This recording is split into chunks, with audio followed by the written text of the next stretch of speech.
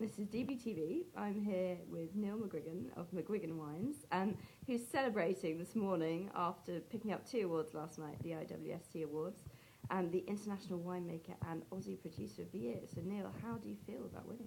Oh, it's a fantastic feeling. This is the second time in 3 years that McGuigan has won the trophy. Yeah. It's fantastic for the McGuigan brand, and it's also fantastic for Australia because it does go to show that and reaffirms the quality that we are producing out of Australia. It's just fantastic. So was there a big celebration last night? Lots of bottles cracked open? Well, there are a couple of bottles cracked open, yeah. but I think this morning I'm going to give it a bit of a nudge as well because we've got the trophies all polished up, and I think a bottle of sparkling wine in there would be the way to go. Okay, fantastic. And tell me about this $100 bottle of wine you've got planned. Well, when I got back into the business, I said to all the guys in the wineries, look, we're going to make a $100 bottle of wine. Sure. And the reason for that is that to make a $100 bottle of wine, you need fantastic fruit, obviously, but you also need a lot of things going for you. You need the standard operating procedures, the processes, the passion, the desire every day to get out of bed and saying, we're making a $100 bottle of wine. Yeah. And when you do that, and you put fantastic fruit into your system, you have an opportunity to make a $100 bottle of wine. But what you do along the way is you drag everything else along with it.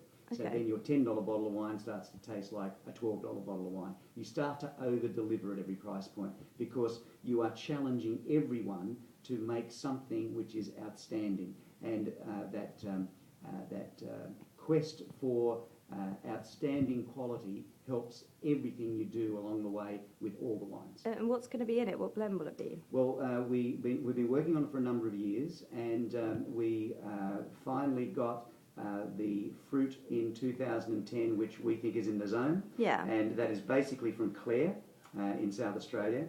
And it's going to be a blend of Shiraz and Cabernet, or Cabernet Shiraz. We're still working on the finals of the blend now. Okay, so when will it be bottled and on the shelves? It'll be bottled in either December or January December this year, yeah. January 2012. But we'll sit on it for another 12 months before we release it. Okay. So it's 18 months away. And is that a very deliberate attempt, kind of for premiumisation and trying to up Australia's image? Well. What it does for us, I think, is say that we are a serious wine producer worldwide. Sure. And I think what it does for all our portfolio is it creates the halo effect. Because if you're producing a wine that is worth $100 and people, it will be selling for $100, but it's going to be worth $130 compared to its competitive set. We will once again over-deliver. And sure. What that does for your whole organisation and your whole winemaking philosophy is over-deliver at every price point, and it's exciting for us. Okay. I don't know if you heard the news about Penfolds releasing a $1,000 bottle of wine. What do you think about that? Well, if the value is there, well, good luck to them.